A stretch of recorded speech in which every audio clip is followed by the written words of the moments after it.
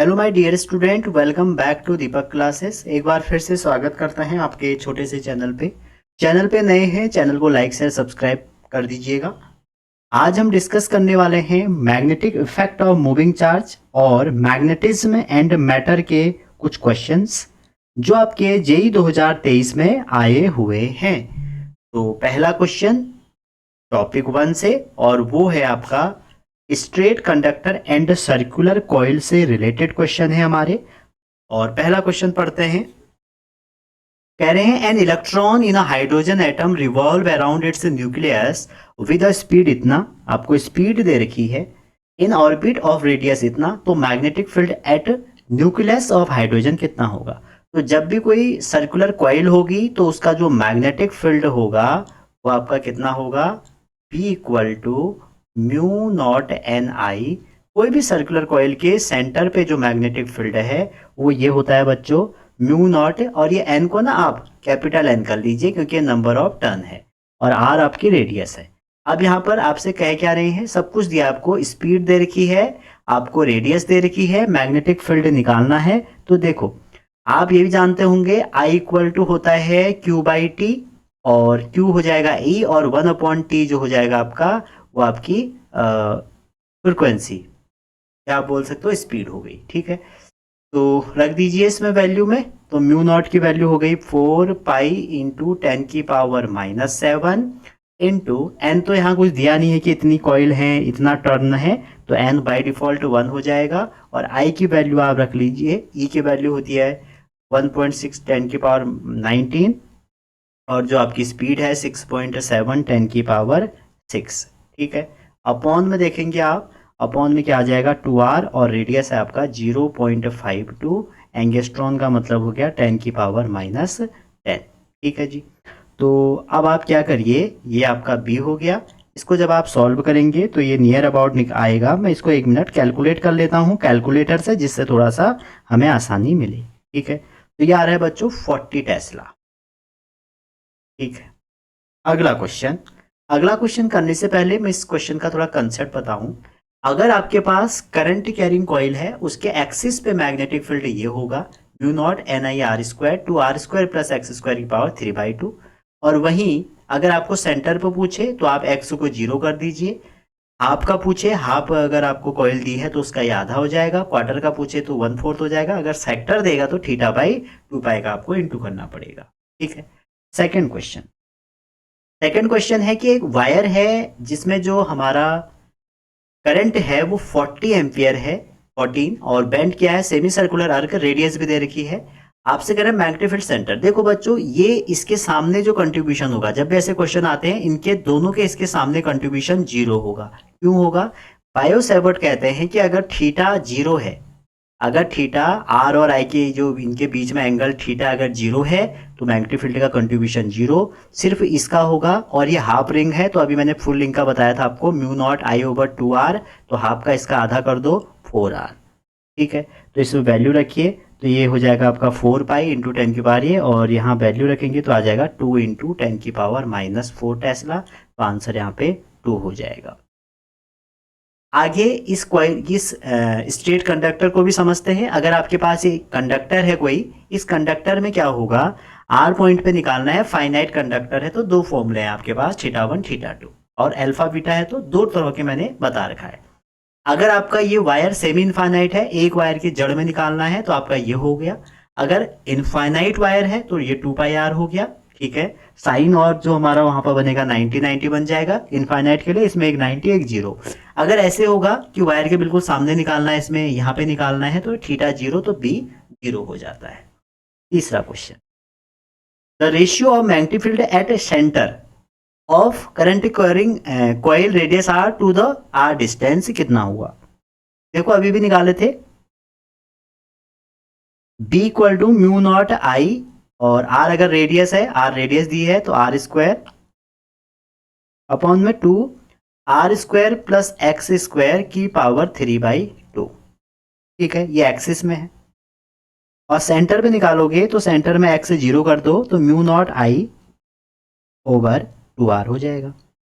तो आपसे क्या कह रहे हैं, आपसे कह रहे हैं कि अगर डिस्टेंस r हो, अगर ये x की वैल्यू क्या हो, r हो, तो क्या होगा, तो r रख लेते हैं और पता लग जाएगा, म्यू नॉट आर स्क्वायर, और यहाँ पर r होगा तो R square plus R square कितना हो गया, x की वैल्यू आपको r दी है क्वेश्चन में, ये x इक्वल टू r कह रहा है, R R two R square हो जाएगा, तो ये आ जाएगा आपका 2 जा 4√2r हो जाएगा।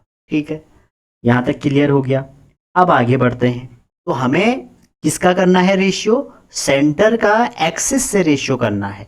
अगर आप रेशियो करेंगे तो आपको 4√2/2 ये कितना बनेगा 2√2, क्योंकि 2 से डिवाइड करोगे 2√2, आंसर में क्या कह रहे हैं √x/1, मतलब ये हो जाएगा √8, तो आंसर आ जाएगा x की वैल्यू 8 आ जाएगी।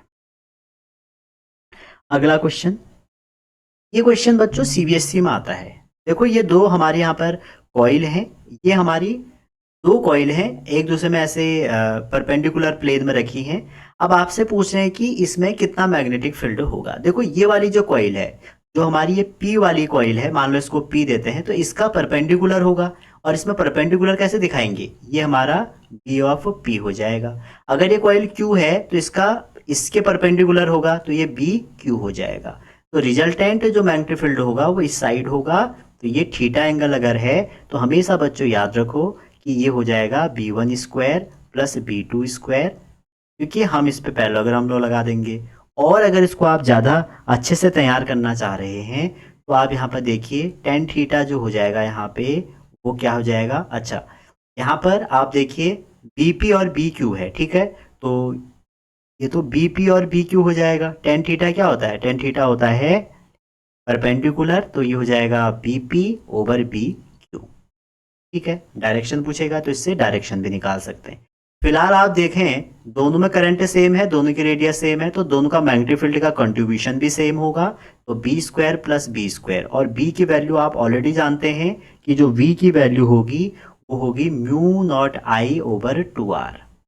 ठीक है, अब दोनों में वैल्यू सेम है तो हमने इसको ना रख के b रख के सॉल्व कर लिया, तो आ गया √2 टाइम्स b, और इसको और सॉल्व करेंगे तो √2 टाइम्स म्यू नॉट I/2r। सबकी वैल्यू पुट करो, √2 है, i की वैल्यू आपको दी है √2, तो ये 2 हो गया और 2 से 2 कट गया, बचा म्यू नॉट बाई r, तो 4/10⁻⁷, तो ये आ जाएगा 628 10⁻�8।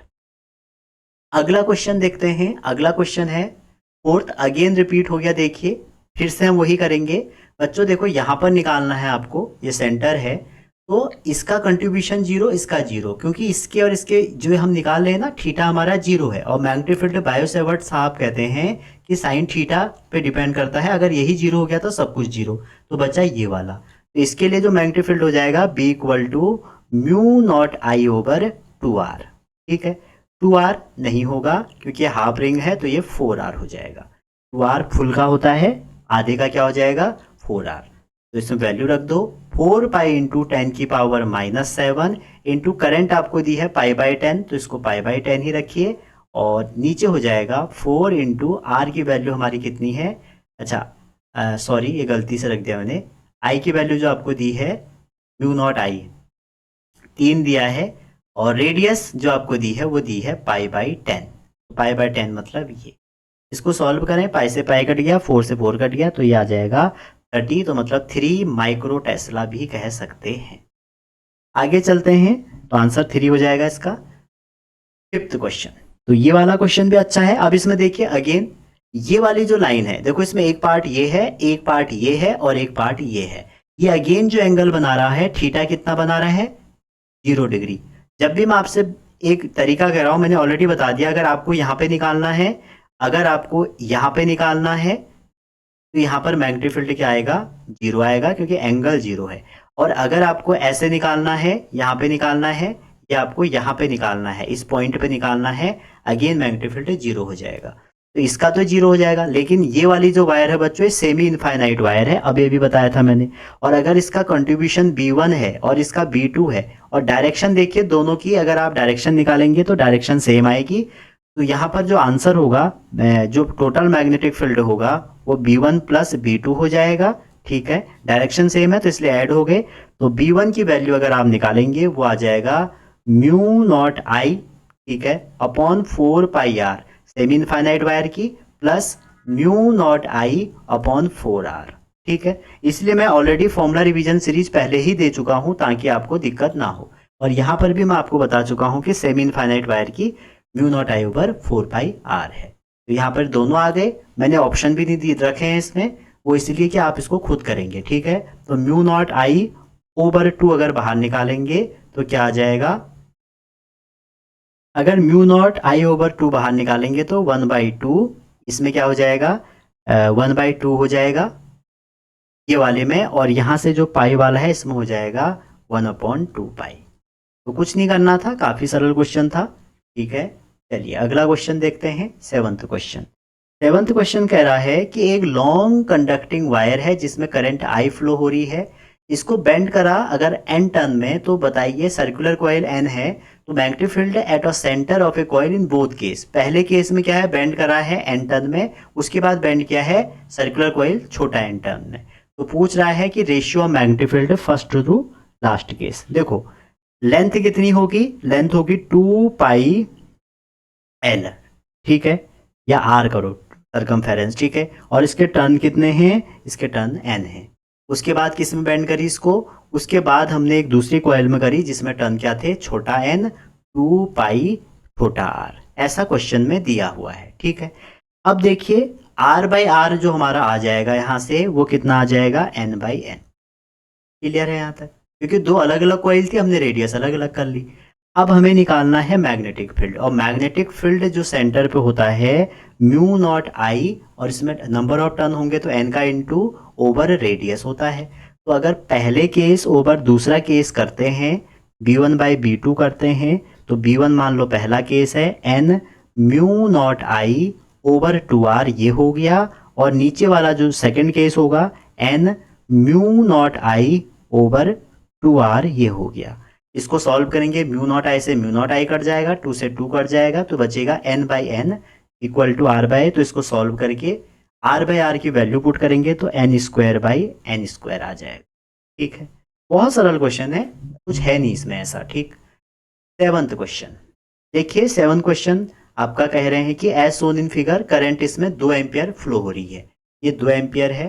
तो कह रहे हैं कि अगर इक्विलेटर ट्राइंगल है ऑफ साइड इतना, तो मैग्नेटिक फील्ड एट ओ, देखो ये फाइनाइट वायर का केस है, तो हम देखें अगर इक्विलेटरल ट्राइंगल के लिए ये हमें लगाते हैं, और इक्विलेटरल ट्राइंगल में आप सभी को पता होगा बच्चों कि ये जो थीटा होगा ये 60 डिग्री होगा, ठीक है, सेंटर पे ये 60 होगा। तो ये यहाँ से लेके यहाँ तक की डिस्टेंस अगर r है इक्विलेटरल ट्राइंगल में, आप इसको निकाल सकते हैं।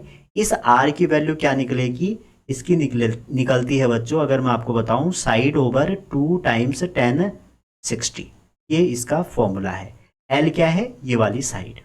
जब भी आपको ये R निकालना है सेंटर से इस पॉइंट की डिस्टेंस, तो आप ये फॉर्मूला लगाएंगे, तो ये आ जाएगा L ओवर, L की वैल्यू बताइए क्या है, 4√3, और नीचे हो जाएगा 2, 10 60 भी होता है √3, ये कट गया तो R आ गया 2।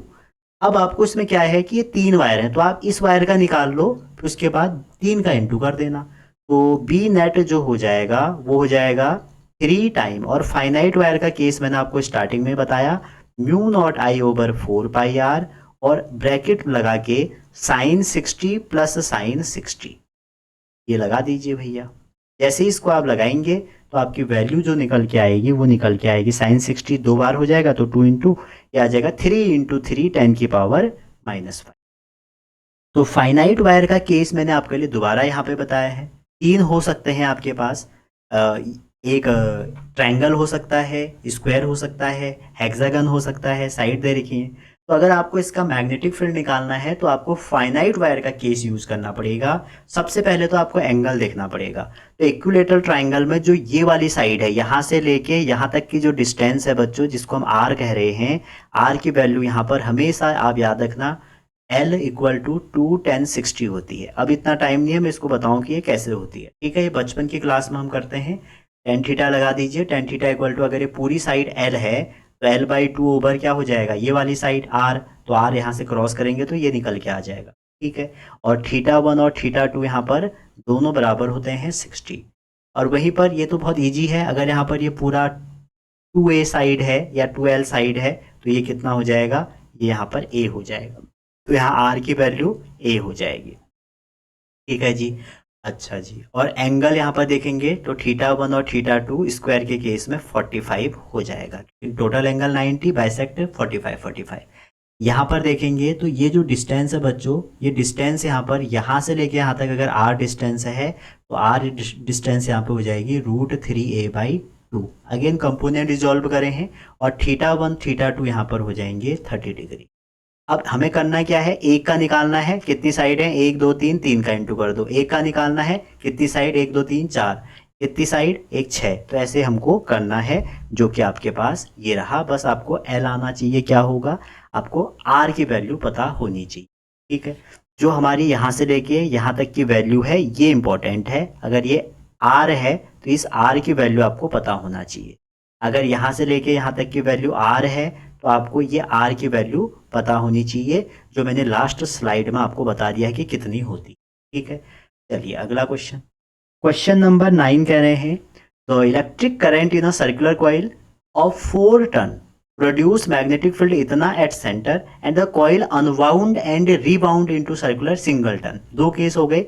तो पहला केस लगाते हैं, केस 1 कह रहे हैं आपसे कि मैग्नेटिक फील्ड 4 चक्कर का, तो एक चक्कर का होता है μ0I/2r होता है, और 4 चक्कर का कितना होगा, 4 से इंटू कर दो भैया, तो इसको B1 कर लो। ठीक है, सेकेंड केस में B2 जो है वो सिंगल का चाहिए हमको, तो μ0I/, अब हमें रेडियस अनबाउंड करा फिर उसके बाद रैप किया तो हमें रेडियस पता नहीं है, मैंने मान लिया कि इसकी रेडियस R2 है। ठीक है, अब आप देखिए R2 की वैल्यू निकालनी पड़ेगी। क्यों, क्योंकि जो हमारी स्टार्टिंग की रेडियस है 2πr, ठीक है, 4 चक्कर की जो रेडियस है उसी को तो अनबाउंड करके रीबाउंड किया है ना, वो किसके बराबर हो जाएगी, 2πr2 के। ठीक है, 2π से तो 2π कट गया, तो R2 की वैल्यू कितनी आ जाएगी, 4 टाइम R1। यही ध्यान देना है बच्चों इन क्वेश्चनों में। तो आपको ये वैल्यू रख दो तो आ जाएगा 8R, R1 मतलब ये हमने R ही लिया है ना, R हो जाएगा। तो 8R, अब इसको आप डिवाइड कर लीजिए, और डिवाइड कैसे करेंगे, B2/B1 जब आप करेंगे तो आपका आंसर आ जाएगा 1/16। क्लियर है यहाँ तक, ध्यान दीजिएगा इसको, बहुत इजी क्वेश्चन है, कोई बड़ी बात नहीं है। 9th क्वेश्चन कह रहे हैं, नहीं 10th क्वेश्चन आपसे कह रहे हैं कि एक सिंगल करंट कॉइलिंग क्या है, कॉइल लूप है जिसमें आई करंट बह रही है एंटी क्लॉकवाइज डायरेक्शन में।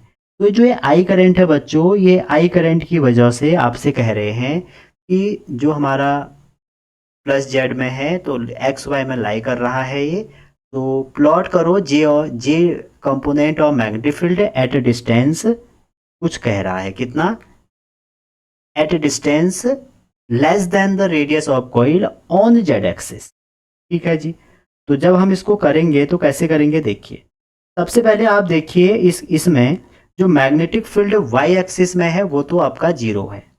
ठीक है, जो प्लेन ऑफ कॉइल है वो वाई एक्सिस में 0 है, तो जे कंपोनेंट ऑफ जो मैग्नेटिक फील्ड है वो बी वाई के क्या होगा, अपोजिट होगा, या माइनस जेड होगा या प्लस जेड होगा। तो इसका जो प्लॉट होगा बच्चों जनरली वो कैसे बनेगा, ऐसे बनेगा। ठीक है, ये बी वाई है और ये जेड है। कुछ नहीं था इसमें, 4 ऑप्शन थे, वो तो मैंने बनाए नहीं, जो इसमें थे आपको यही देखना था कि मैग्नेटिक फील्ड जो बी वाई में है, जो बी वाई का करना है हमको, वो क्या है, वो 0 है। ठीक है, क्योंकि यहाँ पर कंडीशन क्या दी है, कंडीशन ये दी है, ये लाई कहाँ कर रहा है, ये लाई कर रहा है एक्स वाई प्लेन में। ठीक है, तो उसके बाद जो डायरेक्शन होगी जे कंपोनेंट ऑफ मैग्नेटिक फील्ड, मतलब जो बी वाई होगा वो अपोजिट होगा माइनस जेड के और प्लस जेड के, तो ये वाला सही होगा इसका। अगला जो क्वेश्चन है क्वेश्चन नंबर 11, और ये क्वेश्चन भी अच्छा क्वेश्चन है। इसमें 2 इनफाइनाइट वायर आपको दिए हैं, एक ये वाली है एक ये वाली है। कह रहे हैं कि इसमें आपको ओ पे निकालिए, जो ये बीच में सेंटर जैसा लिखा है ये ओ है, इस पे आपको मैग्नेटिक फील्ड निकालना है।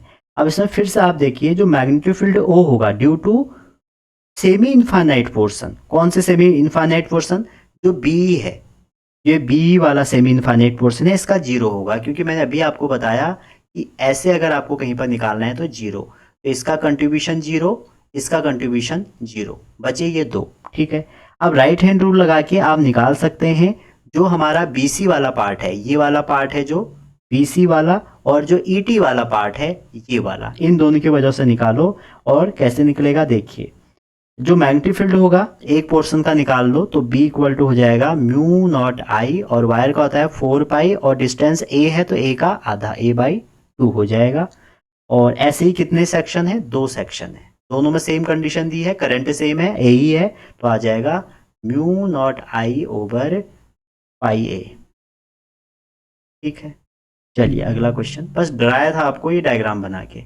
अगला क्वेश्चन अगेन यही था, और ये क्वेश्चन ऐसा था बच्चों की बहुत भचर भचर हो रही थी, तो मैंने ऑप्शन नहीं बनाए। ठीक है, तो देख लीजिए, ये वाला है, कह रहे कि सेंटर पे निकालो। अब देखो जो पहला पार्ट है, पहले पार्ट में जो नेट मैग्नेटिक फील्ड होगा वो ये वाला कंपोनेंट, पहले वाला कंपोनेंट, दूसरे वाला कंपोनेंट और तीसरे वाला कंपोनेंट, तीनों कंपोनेंट का सम होगा। ठीक है, अब आप देखिए जो हमारा यहाँ पर मैग्नेटिक फील्ड है इस वाले की वजह से, ठीक है, अभी बिल्कुल यहाँ पर क्या है, सेमी इनफाइनाइट वायर है, कोई ऐसा वाला वायर नहीं है, तो B1 का कितना हो जाएगा, B1 का हो जाएगा mu not I over 4 pi R. ठीक है जी, ये हो गया। और जो हमारा अगला पार्ट है कौन सा वाला, ये A मान लो, ये B मान लो, ये AB की वजह से हो गया, जो B, C और D पार्ट है यहाँ तक। ठीक है, क्योंकि ये थोड़ा सा आपका क्या हुआ है, टच नहीं हुआ है, तो BCD वाले पार्ट का निकालोगे, ये सेक्टर जैसा हो गया, तो ये हो जाएगा म्यू नॉट आई ओवर, ये आ जाएगा आपका 2R। ठीक है, पूरे रिंग का हो गया। तीसरा वाला अगर आप निकालोगे वो इतना ही होगा, अपोजिट होगा, इसके डायरेक्शन से थर्ड वाला पार्ट क्या होगा, अपोजिट होगा। तो अगर ये नेगेटिव है, ये प्लस है, तो इसकी डायरेक्शन भी नेगेटिव ले लो, mu not I over 4 pi R हो जाएगा। इसको सॉल्व कर लो। सेकेंड वाला जैसे ये वाला पार्ट है, अब इसमें देखो इतना ये आधा है, तो आधे का कितना होता है, mu not I over 4R, और ये अगेन दो सेमी इनफाइनाइट वायर हो गई हैं, जिसका होगा mu not I over 4 pi R, और इसका भी हो जाएगा mu not I over 4 pi R. तो डायरेक्शन से देखेंगे सारी सेम डायरेक्शन में है, तो इसका आंसर ऐड कर लो, तो आ जाएगा mu not I over 4 pi R bracket में पाई प्लस 2। ठीक है जी, चलिए आगे देखते हैं। ये वाला, ये तो आप ऑलरेडी कर चुके हैं, इसका कोई कंट्रीब्यूशन नहीं होगा, इसका कोई नहीं होगा, बस इसी का होगा म्यू नॉट आई ओवर, पूरे का होता है 2R, आधे का होगा 4R। उसके बाद ये वाला आपके लिए होमवर्क है, इसका कोई कंट्रीब्यूशन नहीं होगा, बस इसका निकालना है, इसका हो जाएगा mu not I over 4R, और इस वाले का निकाल के ऐड। बस डायरेक्शन का ध्यान रखना, अगर आपको डायरेक्शन में दिक्कत है हमारे फॉर्मूला रिवीजन सीरीज में जाइए, वहां मैंने एक पूरी वीडियो बना रखी है इसकी डायरेक्शन की। ठीक है, क्वेश्चन 13 में चलते हैं। क्वेश्चन 13 कह रहे हैं एक कॉइल है जिसकी रेडियस R है और करंट उसमें I है, तो ratio of magnetic field at centre and distance R। देखो सेम क्वेश्चन है, रिपीट हो गया। ठीक है, अभी हमने क्या था, 2√2 रेशियो 1 आया था, या आप देख सकते हैं रूट रेशियो 1 आया था। कौन सा क्वेश्चन था वो आपको बताया जाए, तो ये क्वेश्चन था बच्चों ये वाला, कौन सा, ये भी नहीं था, ये वाला क्वेश्चन था। सेम क्वेश्चन है, देखो इसमें √x रेशियो 1 था, ये हो गया, ये 8 अप्रैल को आया था, और जो अभी मैंने आपको क्वेश्चन कहा कि वही है, ये आपका 24 जनवरी को। तो दो अलग अलग शिफ्ट में उन्होंने सेम क्वेश्चन पूछा। ठीक है, चलिए सेकेंड जो टाइप है वो है फोर्स रिलेटेड क्वेश्चन। तो हमारे फोर्स रिलेटेड क्वेश्चन, काफ़ी क्वेश्चन आते हैं यहाँ से, काफ़ी आसान भी हैं। फोर्स रिलेटेड क्वेश्चन क्या करें, देखिए पहला क्वेश्चन कह रहे हैं कि एक इलेक्ट्रॉन है, मूव कर रहा है अलोंग पॉजिटिव एक्स एक्सिस। आगे कह रहे हैं if uniform magnetic field is applied parallel to negative Z axis then, तो क्या होगा। तो सबसे पहले जब भी कोई चार्ज मूव करता है आपको पता होना चाहिए कि उस पर जो फोर्स लगता है वो ये लगता है। अब आपसे इलेक्ट्रॉन मूव कर रहा है तो -E कर लो, V क्रॉस B कर लो। तो अब फोर्स जब निकालेंगे, वेलोसिटी कहाँ है, पॉजिटिव I में, तो V है आपकी I में, और जो हमारा सेकंड B है वो कहाँ है, A में है, और I क्रॉस K कितना हो जाएगा भैया, क्योंकि यहाँ पर V क्रॉस B है तो I क्रॉस K हो जाएगा -J, तो -J डायरेक्शन में ये होगा, तो अलोंग -J एक्सिस, या आप बोल सकते हो B परपेंडिकुलर टू V। तो कैसा होगा, ये हमारा अलोंग माइनस जेड होगा। तो इसमें देखते हैं पॉजिटिव वाई नहीं, पॉजिटिव वाई एक्सिस, ये वाई एक्सिस है ना, जे है, तो हमारा ये बी वाला ऑप्शन इसका करेक्ट हुआ। आगे क्या कर रहे हैं, electron will continue move in axis, electron will circular in the in path of magnetic field, तो ये भी सही है। तो इसका जो सही ऑप्शन है बी और ई, क्या सही होगा, ए और ई सही हो जाएगा। एक मिनट मेरे को इसको बच्चों क्वेश्चन चेक करने दो, कहीं कोई मिस्टेक्स तो नहीं हुई है। हाँ, बी और ई होगा इसका, ए और ई नहीं, बी और ई हो जाए। क्योंकि ना जब पार्टिकल इसमें जा रहा है, आई जे के आ रहा है, तो थीटा कितना आ रहा है 90, और थीटा 90 में जो पाथ होगा ना, ट्रेजेक्ट्री, वो सर्कुलर होती है। ये सही हो गया, और इससे हमने डायरेक्शन निकाला तो माइनस जे निकल के आया। सेकेंड क्वेश्चन है, एक स्ट्रेट आपका वायर है ए बी जिसका मास है 40 और लेंथ है इतना, suspended by a pair of flexible lead in a uniform magnetic field है इतना, एज सोन इन फिगर, जैसे कि फिगर में दिखाया है। और फिगर कैसा है, ऐसे है, ये ए है, ये आपका बी है, ऐसे करके ये बना है, ठीक है जी। और इसमें मैग्नेटिक फील्ड क्या है, क्रॉस। तो आपसे पूछ रहे हैं कि the magnitude of current require in a wire to remove the tension. देखो इन्होंने थोड़ा सा इसमें एफबीडी डालने की कोशिश करी है। तो देखो हमें ये पता है कि किसी भी कंडक्टिंग वायर या कंडक्टर पे BIL लगता है फोर्स, और जो इसका वेट होगा पूरे का वो क्या होगा, mg होगा, ठीक है। तो आपसे कह रहे हैं कि कितना हमें करंट की वैल्यू है कि ये टेंशन को सपोर्ट करेगा, तो दोनों इक्वल हो जाएंगे, mg इक्वल टू BIL, और आप क्या करिए आई निकाल दीजिए यहाँ से, mg ओवर BL। तो mg की वैल्यू रखिए यहाँ पर, mg इक्वल टू BL, तो आंसर आ जाएगा 2 एम्पियर। अगला क्वेश्चन जो है हमारा थर्ड क्वेश्चन, कह रहे हैं कि an electron is allowed to move a constant velocity along a axis of current carrying straight solenoid. तो कह रहे हैं कि कौन सा ऑप्शन सही है। तो भैया देखिए जो सही ऑप्शन है, इसमें जो सही ऑप्शन है वो हमारा बी वाला सही है, electron will not experience magnetic force. और दूसरा जो इसमें हमारा सही ऑप्शन है वो हमारा सी वाला सही, electron will continue to move along the solenoid, ठीक है। ऐसा क्यों, अगर मैं आपको रीजन बताऊं, देखो F इक्वल टू आप सभी को पता है, F equal to q v cross B होता है, ठीक है। अब उसी एक्सिस में उसी अलोंग जा रहा तो थीटा 0 हो गया, और अगर थीटा 0 हो जाएगा इसका मतलब उसमें फोर्स कितना लग रहा है, 0, तो ये तो ठीक हो गया, क्योंकि लिखा है ना constant velocity along the axis. और दूसरी बात यह है कि इलेक्ट्रॉन अगर कोई फोर्स ही नहीं मिलेगा उसको तो कंटिन्यू करेगा जैसे चल रहा है, तो इसका करेक्ट ऑप्शन बी और सी वाला हो गया।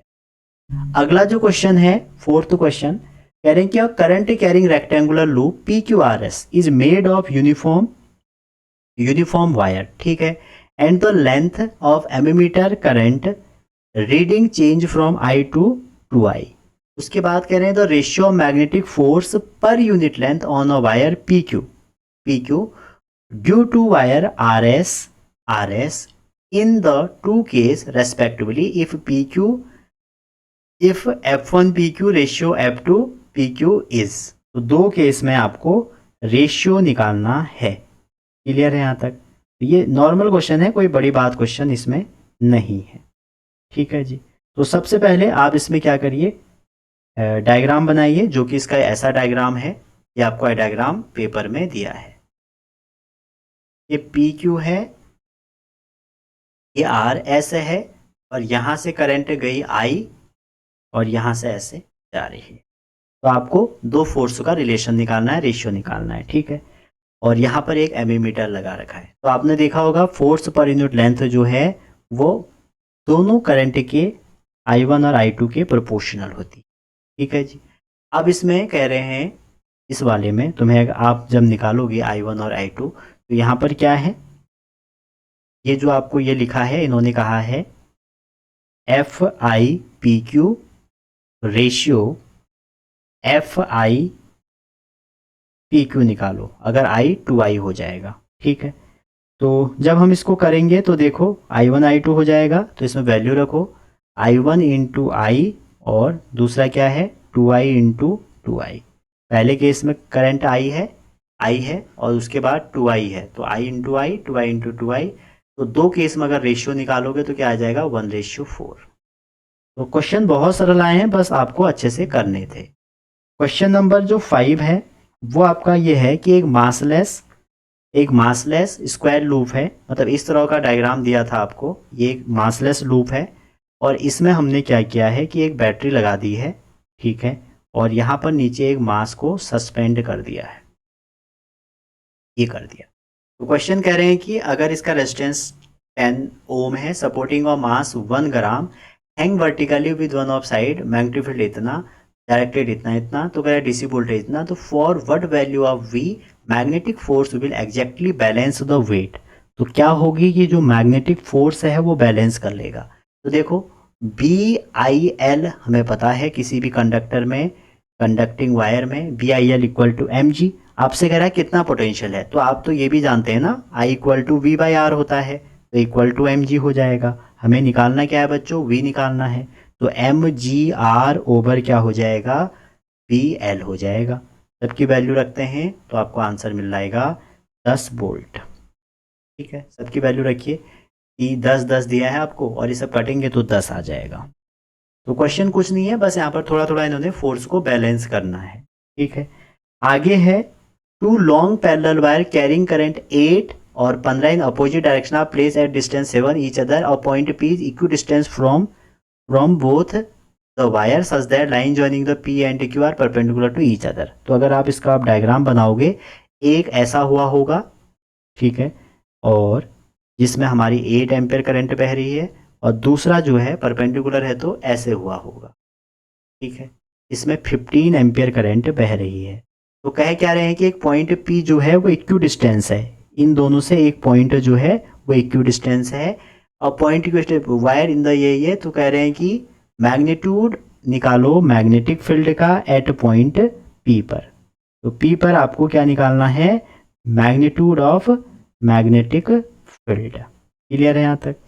तो करना ही क्या है इसमें, देखिए मान के चलते हैं अगर ये डिस्टेंस d है और ये डिस्टेंस d है, क्योंकि कह क्या रहे हैं इक्वी डिस्टेंस है, और इन दोनों के बीच की जो डिस्टेंस है इन दोनों की यहाँ से यहाँ तक ये आपको 7 सेंटीमीटर दी है।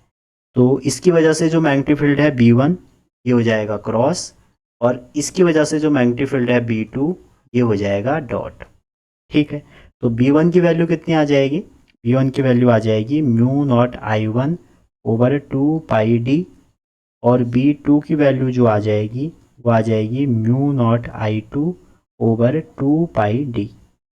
दोनों में क्योंकि dd है इक्वी डिस्टेंस है, तो B नेट निकाल लो, B नेट आपका आ जाएगा √B1 का स्क्वायर प्लस B2 का स्क्वायर। दोनों की वैल्यू इसमें पुट करो, ये आ जाएगा μ0 ओवर 2πd और ब्रैकेट में I1 square plus I2 square. तो 15 का स्क्वायर और 8 का स्क्वायर जब आप करोगे तो ये निकल के आएगा 15 8 और पूरा सॉल्व करके 68 आएगा। ठीक है, तो क्वेश्चन में क्या था, क्वेश्चन में था कि दो हमारे पैरेलल वायर थे, करंटें दी थी दोनों की और दोनों में अपोजिट डायरेक्शन में थी। ठीक है, और एक 7 सेंटीमीटर दोनों को हमने प्लेस किया था, एक पॉइंट P ऐसा है जो दोनों से इक्वी डिस्टेंस है। ठीक है, तो उस P पे हम निकालेंगे अगर, तो ये ऐसा होगा। अगला क्वेश्चन है क्वेश्चन नंबर 7, और 7 कह रहा है कि एक single turn current loop in shape of right angle triangle. तो राइट एंगल ट्राइंगल का मतलब हो गया कि हमारा कोई ऐसे एक ट्राइंगल रहा होगा और इसकी साइड भी दे रखी है 5 सेंटीमीटर, 12 सेंटीमीटर, 13 सेंटीमीटर। ठीक है, और इसमें जो करंट है भैया वो भी दे रखी है 2 एम्पियर की करंट है इसमें। आगे क्या कह रहे हैं देखिए, the loop in uniform magnetic field इतना, और इस लूप को हमने एक मैग्नेटिक फील्ड में रख दिया है 0.75 टेस्ला। आगे कह रहे हैं whose direction is parallel to the current, parallel के करंट है तो इसी साइड को लगाया है। The current side is 13 centimetre, ये the magnitude of magnetic force on 5 centimetre will be. कह रहे हैं कि जो 5 है इसमें मैग्नेटिक फोर्स कितना होगा। सिंपल सी बात है, अगर हम इसको नंबरिंग कर दें ABC, तो AB पे निकालना है फोर्स, तो FAB इक्वल टू हो जाएगा I into LAB into B sine theta. जिस भी साइड पे आपको निकालना पड़ेगा वो वाली लेंथ लेनी पड़ेगी। तो बी की वैल्यू है 2, एल की वैल्यू को आप मीटर में बदल लें, और बी है 0.75, और राइट एंगल ट्राइंगल है, ठीक है। और यहाँ से अगर ये थीटा एंगल है तो साइन थीटा कितना हो जाएगा, साइन थीटा हो जाएगा 12/13 हो जाएगा। तो 12/13, अब इसको आप क्या कर लीजिए, सॉल्व कर लीजिए। तो सॉल्व करेंगे तो 2 10 हो जाएगा, 75 7.5 12, ये आ जाएगा 9/13, ठीक है। तो ये पूछ रहा है आपसे कि इसके अपॉन 130 है, ये जो आपसे पूछ रहा है यहाँ पे, ये पूछ रहा है कि ये x अपॉन 130 है, तो x की वैल्यू निकालो, ठीक है। तो x की वैल्यू आ जाएगी 9। क्वेश्चन नंबर 8, दो वायर है P और Q, 10 दोनों में करंट है, पैरेलल है, 5 डिस्टेंस है, तो कितना होगा। देखो सिंपल सी बात है, फोर्स पर यूनिट लेंथ आपने पढ़ा होगा, म्यू नॉट I1 I2/2πd, ठीक है। बस आप करना ही क्या है, दो कंडीशन दे रखी है, क्योंकि 10 दिया है, 5 सेंटीमीटर का magnitude of force 10 centimetre F1, अगर डिस्टेंस उसकी आधी कर दी जाए, करंट उनकी डबल कर दी जाए, तो क्या होगा। तो क्या होगा निकाल लेते हैं, पहले केस ओवर दूसरे केस। आपसे कह रहे हैं कि अगर उनकी जो ये है, ये तो 10 ही है, पहले केस में मैंने 10 ही रख ली, और डिस्टेंस कितनी रख ली 2π, और इसको रख लिया 5, ठीक है, 10⁻²।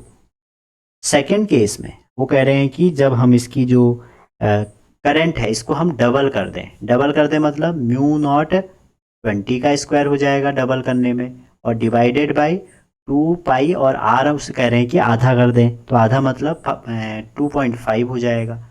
अब इसको आपको डिवाइड करना है, तो एक ही तो फॉर्मूला है, दो बार लगाना है। तो सॉल्व कर दीजिए, म्यू नॉट से म्यू नॉट कट जाएगा, पूरा सॉल्व करेंगे तो आ जाएगा 8। तो कितना हो जाएगा, 8 टाइम F1 हो जाएगा, F1/F2 इक्वल टू 8। तो आपसे पूछा क्या है, आपसे पूछा है कि जो हमारा वैल्यू है सेकंड वाले की वो क्या हो जाएगी, ठीक है। पूछा है कि जो वैल्यू है वो क्या होगी, 8F1 हो, 8F2 हो जाएगी, ठीक है।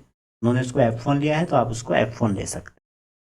हमने एक को F, उन्होंने एक को F लिया है, एक को F1 लिया है, हमने एक को F1 F2 लिया है, 8 टाइम F1 हो। तो सिंपल था ये भी। आगे चलते हैं पाथ रिलेटेड क्वेश्चन। पहला क्वेश्चन कह रहा है कि एक charge particle move in a magnetic field B as a component velocity B as well as perpendicular, इसका मतलब है हेलिक्स होगा। तो पूछ रहे हैं कि हेलिकल ही दिया है, देखो तो पाथ क्या होगा। देखो बच्चों पिच आपको पता होगी, जब हेलिकल पाथ होता है तो पिच की वैल्यू, ये इसमें कॉस थीटा ऐड हो जाता है नॉर्मल पाथ में। तो आप देखिए पूछ रहा है कि क्या होगा, आप एक रिलेशन और जाते हैं, kinetic energy equal to half mv², ठीक है। तो वेलोसिटी क्या हो जाएगा, √2k/m। अच्छा, तो इसमें ना इतना मत करो, ये तो ऐसे ही हो जाएगा। अब पूछ रहा है कि कौन सा ऑप्शन होगा, ये तो पिच हो गई, ठीक है। तो पहला कह रहा है हेलिकल पाथ एक्सिस परपेंडिकुलर इतना, दूसरा कह रहा है हेलिकल पाथ विद एलोंग, हाँ ये हो जाएगा, हेलिकल पाथ हो जाएगा, ठीक है। होता क्या है, जब थीटा 0 से कोई पार्टिकल एंटर करेगा तो स्ट्रेट लाइन पाथ बनता है, या 180 से जाएगा तब भी स्ट्रेट लाइन बनेगा। थीटा अगर 90 से जाएगा तो सर्कुलर बनता है, और वहीं अगर थीटा आपका ना तो 0 से जाए, ना 180 से जाए, ना 90 से जाए, तो हमारा हेलिकल या हेलिक्स बनता है, ठीक है। सेकंड क्वेश्चन में ये काम आएगा, कह रहा है कि एक प्रोटॉन है जिसकी एनर्जी इतनी है, मूव कर रहा है मैग्नेटिक फील्ड इतना इतना, angle between the direction of इतना। देखो इस बार भी इन्होंने 60 दिया है, हेलिकल है तो पिच पूछा है। पिच की वैल्यू कितनी होगी, पहले तो अभी अभी मैंने बताई थी कि जब भी वो मूव करेगा तो वहाँ पर ना पिच होती है, ऐसे आपका हेलिक्स बनेगा ऐसे करके। तो दो कंजिक्यूटिव जैसे एंड हैं, ये हमारी पिच कहलाई जाती है। तो पिच हो जाएगी 2πmv cos theta over QB। अब आपको देखो यहाँ पर ना काइनेटिक एनर्जी दी है, तो काइनेटिक एनर्जी इक्वल टू होता है हाफ mv², तो v की वैल्यू आ जाएगी √2k/m। इस v की वैल्यू को उठा के यहाँ रख दो, तो पिच का हमारा फॉर्मूला बन जाएगा 2πm √2k/m cos theta over QB। बस अब इसमें वैल्यू रख दो, वैल्यू रख के आंसर आप कमेंट करेंगे कितना आएगा।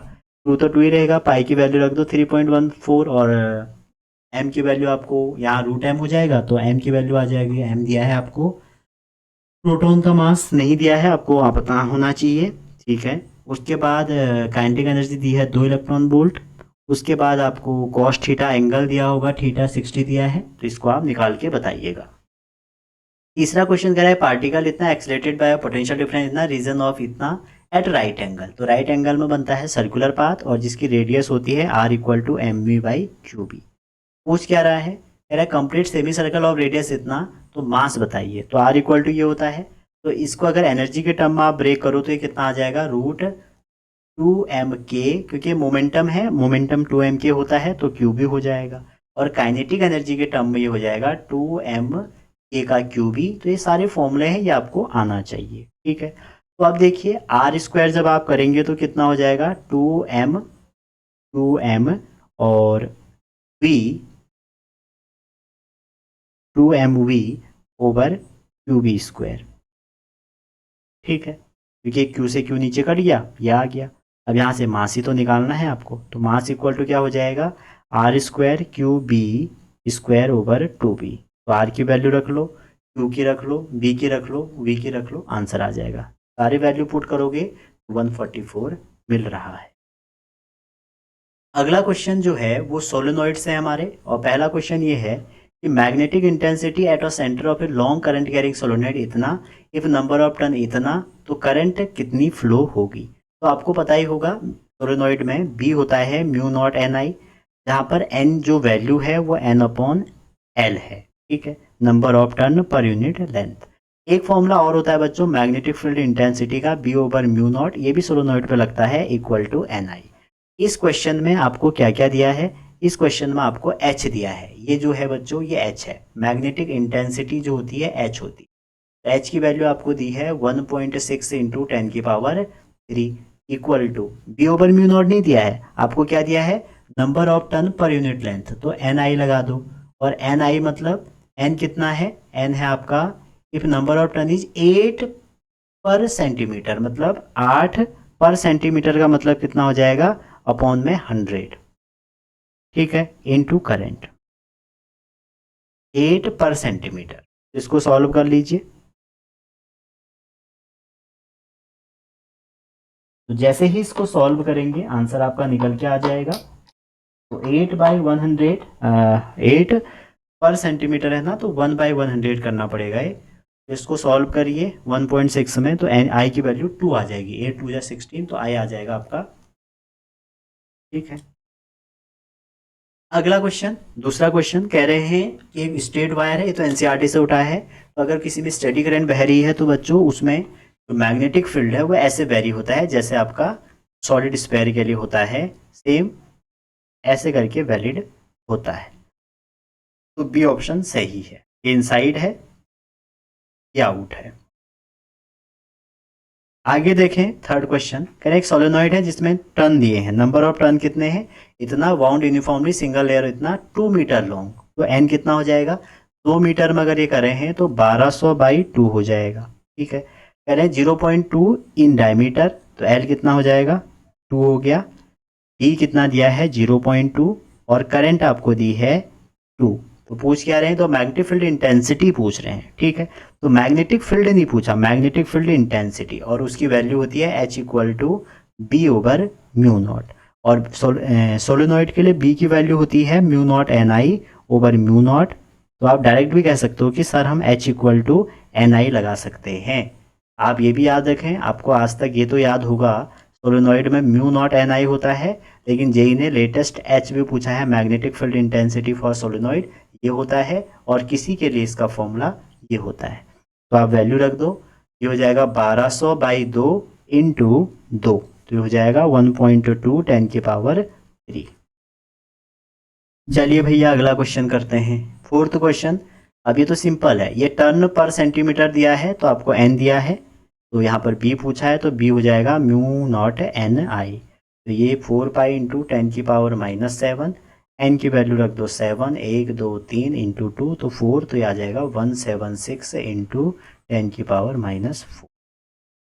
अगला क्वेश्चन देखते हैं। अब जो क्वेश्चन है वो थोड़ा मैग्नेटिज्म के आ गया, 2-4 ही क्वेश्चन है बच्चों बार मैग्नेट के, ठीक है। पहला क्वेश्चन बार मैग्नेट का है कि बार मैग्नेट है जिसका मैग्नेटिक मोमेंट कितना है 5.0। ठीक है, आगे पूछ रहे हैं आपसे पोजीशन रिलेटिव टू 0.4 है टेस्ला मैग्नेटिक फील्ड।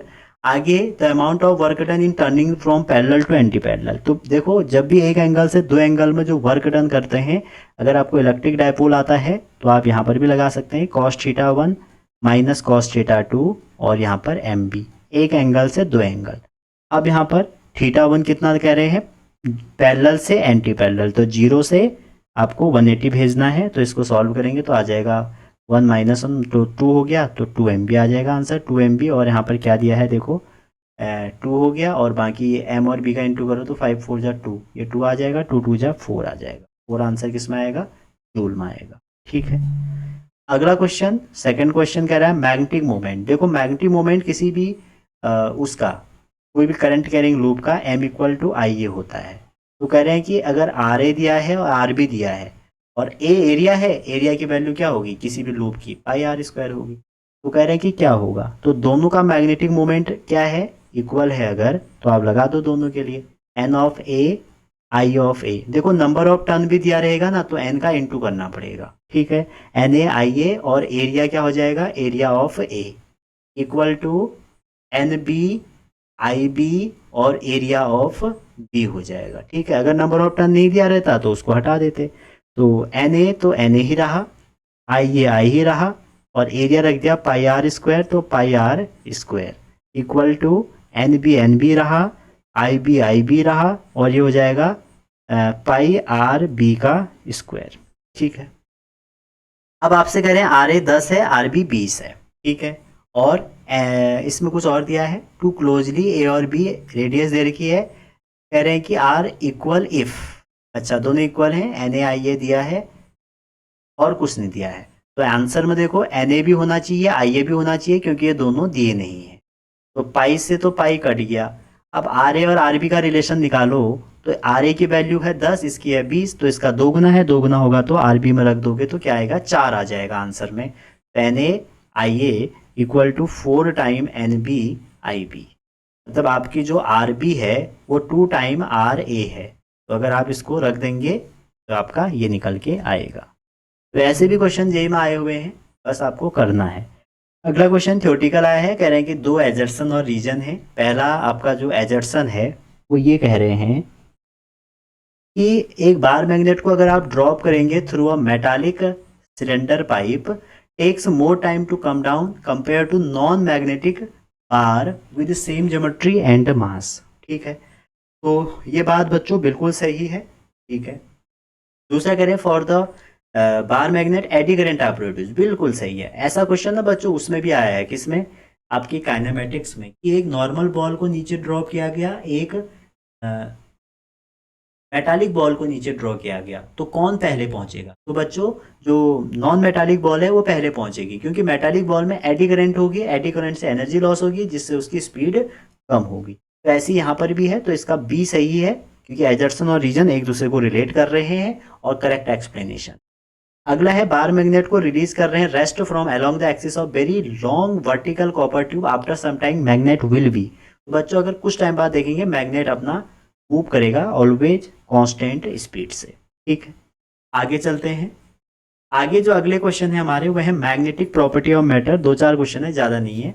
पहला कह रहे हैं डायमैग्नेटिक के बारे में प्रॉपर्टी है, diamagnetic property depend on temperature. ठीक है, तो पहला तो गलत है, नहीं करती है। डायमैग्नेटिक इंडिपेंडेंट ऑफ टेम्परेचर होती है और intrinsic property of all substance होती है। ठीक है, इसकी ससेप्टिबिलिटी नेगेटिव होती है। The induce magnetic dipole in diamagnetic sample always opposite to magnetising field, ये सही है। डायमैग्नेटिक हमेशा अपोज करता है, रिपेल करता है, जबकि पैरामैग्नेटिक फीबली अट्रैक्ट करता है और फेरोमैग्नेटिक स्ट्रांगली करता है। ठीक है, तो ऐसे क्वेश्चन भी आते हैं जेई में। अब ये नहीं कि हमारी शिफ्ट में नहीं आया और की शिफ्ट में आ गया, आपकी शिफ्ट में भी कोई ना कोई सरल होगा। कह रहे फॉर डायमैग्नेटिक सब्सटेंस ये वेर एक्स इक्वल टू ये। ठीक है, ये एक्स नहीं वैसे काई है, तो इसमें जो ये पहला स्टेटमेंट है बिल्कुल सही है, 0 से कम और -1 से कम, 0 से कम ये रेंज है उसकी। Diamagnetic substance when placed in extra magnet trends to move, ये भी बिल्कुल सही है, स्ट्रॉन्गर टू वीकर पार्ट को चलती है, जबकि और दो वीकर टू स्ट्रॉन्गर चलते हैं। तो भैया इसका डी ऑप्शन सही है। क्वेश्चन नंबर 3 कह रहे हैं कि the current required to pass through a solenoid 15 centimetre length and 60 turn to order demagnetise a bar magnet. तो सिंपल सी बात है, और ससेप्टिबिलिटी आपको दी है बार मैग्नेट, ठीक है, ये of a bar magnet of intensity 2.4 into 10 की पावर 3। तो देखो आपने एक रिलेशन पढ़ा होगा, H equal to B over mu naught minus M, ठीक है। और अगर m 0 हो गया तो आप कह सकते हैं H equal to B over mu naught. आप इस रिलेशन से भी ट्राई कर सकते हैं। तो H equal to B over mu naught पढ़ा होगा, अभी भी हमने करा भी था। तो सोलेनोइड के लिए Ni होता है H की वैल्यू। तो H की वैल्यू आपसे कह रहे हैं अगर 2.4 10 की पावर 3 है और N की वैल्यू आपकी 60 है, L की वैल्यू आपकी 15 सेंटीमीटर है, तो आपसे पूछ रहे हैं I निकालो। अरे भाई I निकालने कोई बड़ी बात थोड़ी है, I क्या करना है H/N। तो ऐसे क्वेश्चन भी तो आ रहे हैं, तो आंसर कितना आ जाएगा, सीधा सीधा 6। 2.4 इंटू 10 की पावर 3 अपॉन में n कर दो। n निकलेगा कैसे, n निकलेगा आपका n/l से, number of turn per unit length. तो यहाँ से देखेंगे तो 4 आ जाएगा, ये 4 इंटू 10 की पावर -2 सॉल्व करेंगे तो आ जाएगा 6। ठीक है जी, चलो कर ही देते हैं यार, आपको होगी इतनी जल्दी क्या कर रहा है। 10 की पावर 3 और n की वैल्यू हो जाएगा 16/15 इंटू 10 की पावर -2 हो जाएगा 2.4 ओवर 4, और ये 2 पर जाएंगे तो इंटू 10 की पावर 5, माइनस में है। अच्छा ये गलत हो रहा, ये प्लस में आएगा यहाँ पे, क्योंकि ये तो लेंथ में है ना, लेंथ से ऊपर प्लस में आएगा, ये माइनस में जाएगा तो ये आ जाएगा 1 आ जाएगा। ये आपका आएगा 0.6, मतलब 6 आ जाएगा। तो कैलकुलेशन करनी है भैया। फोर्थ क्वेश्चन कह रहे हैं तो फ्री स्पेस इनसाइड कैरन कैरी इतना मटेरियल, ससेप्टिबिलिटी इतनी है। तो भैया ससेप्टिबिलिटी दी है आपको 2 इंटू 10 की पावर -2। कह रहे हैं कि the percentage increase in magnetic field inside the toroid. ठीक है, देखो यहाँ से म्यू आर निकाल लो, म्यू आर हो जाएगा 1 प्लस काई एम, ऐड करोगे तो 1.02। अब जो मैग्नेटिक फील्ड है वो हो जाएगा म्यू टाइम्स बी नॉट, तो ये हो जाएगा 1.02 बी नॉट। ठीक है, ये हमने निकाल लिया था। अब देखो परसेंटेज चेंज निकालना है तो b माइनस बी नॉट, ठीक है, over V naught. V naught जो है हमारा ओल्ड वाला है, b हमारा न्यू वाला है। ये हो जाएगा b naught 1.02 minus B naught over B naught into 100। इसमें से माइनस करेंगे तो 0.2, तो ये 2% आ जाएगा। आगे चलते हैं फिफ्थ क्वेश्चन। अच्छा फिफ्थ नहीं है, एक क्वेश्चन और है बच्चों, ये वाला।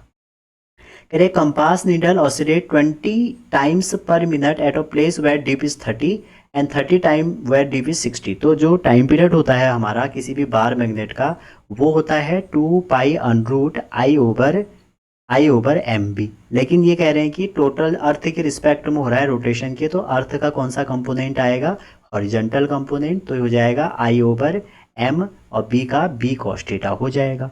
तो दो केस के लिए, अगर आपका θ1 पहले केस के लिए 30 है और θ2 दूसरे केस के लिए 60 है, तो आप देखिए T1/T2 क्या हो जाएगा, आपको दिया है 60/20 और दूसरा दिया है 60/30। ठीक है, एक में दिया है 20 टाइम्स पर मिनट मतलब 60/30, और एक में दिया है 30 टाइम पर मिनट तो 30/60 इक्वल टू ये हो जाएगा अंडररूट। अब देखो यहाँ ध्यान से देखो, आई दोनों में सेम सा कट गया, 2 पाई कट गया। तो सेकंड केस का लिए जो B2 है उसको ऊपर लिख लो, B2 cos 60 over B1 cos 30, ये कर लिया। ये फॉर्मूला था, हमने इसको 2 बार लगा दिया, एक बार θ1 के लिए, एक बार θ2 के लिए। सॉल्व करिए इसको तो ये आ जाएगा आपका, इस वाले को सॉल्व करके आ जाएगा अंडररूट B2/B1 और cos 60 ये करोगे तो बाई 2, तो 1/√3। अब क्या करो, दोनों तरफ स्क्वायरिंग कर लो, B2/B1 1/√3, तो आ जाएगा 4/243। तो x की वैल्यू आ जाएगा 243।